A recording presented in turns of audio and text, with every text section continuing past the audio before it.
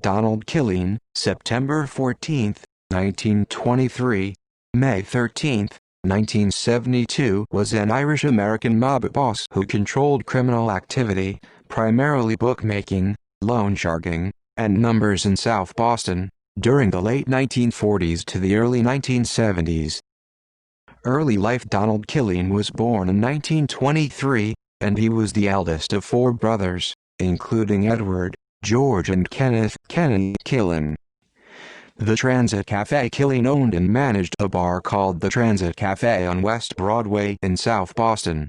The Transit Cafe would later be taken over by James J. Bulger and managed by Winter Hill Gang mob associate Kevin Weeks.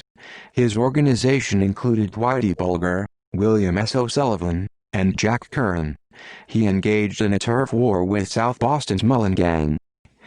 Personal life. Donald's brother George was the first brother to be murdered, found shot to death in the North End neighborhood in 1950. His murderers were never discovered. In 1971, when Kenneth chewed off the nose of Michael "Mickey" Dwyer, rival Boston gang member and former brother-in-law of Boston Police Department Commissioner Francis "Mickey" Roche, he wrapped it up with a cocktail napkin and sent it to Boston City Hospital in a cab to Dwyer to be reattached. Donald's other brother, Edward, was found shot to death in 1968. It was listed by the county coroner as an apparent suicide. In 1968, he became a father to a son. Death. He was killed outside his home in suburban Framingham, Massachusetts, on May 13, 1972, as he was called away by an associate on his son Gregory's 4th birthday.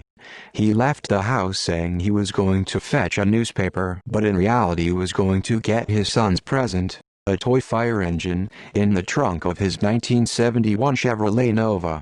As Donald went to fetch a gun stashed underneath the driver's seat of his car, a gunman pulled open the car door and jammed the machine gun in his face before squeezing off 15 rounds. Bulger was accused of the murder by longtime rumor. However, former Mullen Gang member Patrick Ney stated that the murder was actually committed by Mullen enforcer Jimmy Manville.